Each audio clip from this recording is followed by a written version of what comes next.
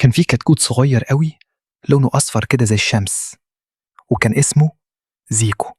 وزيكو ده كان بيحب اللعب والجري والهيصة، بس كان عنده مشكلة غريبة شوي. كان بيخاف من المطر. أيوة والله، أول ما السحاب يجي بيستخبى فورا.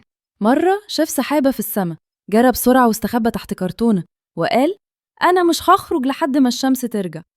وكل الكتاكيت التانية كانت بتلعب وتجري في المطر، وهو قاعد لوحده زعلان تحت الكرتونة. وفجأة جات له بطة كبيرة اسمها توتة وقالت له: يا زيكو، أنت بتستخبى ليه؟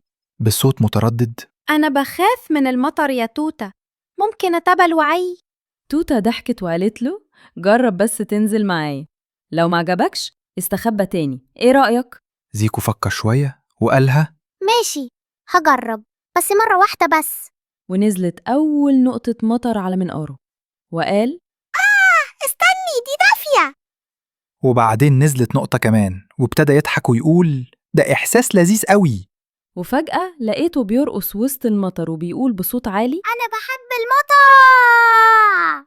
وكل الكتاكيت جم يلعبوا معاه، وكان يومها زيكو مبسوط قوي ومبلول من فوق لتحت. ومن يومها زيكو بقى أول واحد يجري أول ما يشوف المطر نازل. وبقى بيقول لكل أصحابه: ما تخافوش من الحاجات الجديدة، يمكن تطلع أحلى مما تتخيلوا. وبيقولوا إن المطر بقى صاحبه المفضل، بيلعب معاه وبيغني كده.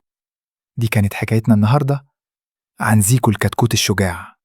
لو عجبتكم القصة ما تنسوش تعملوا لايك وسبسكرايب علشان نحكي لكم حواديت تانية حلوة.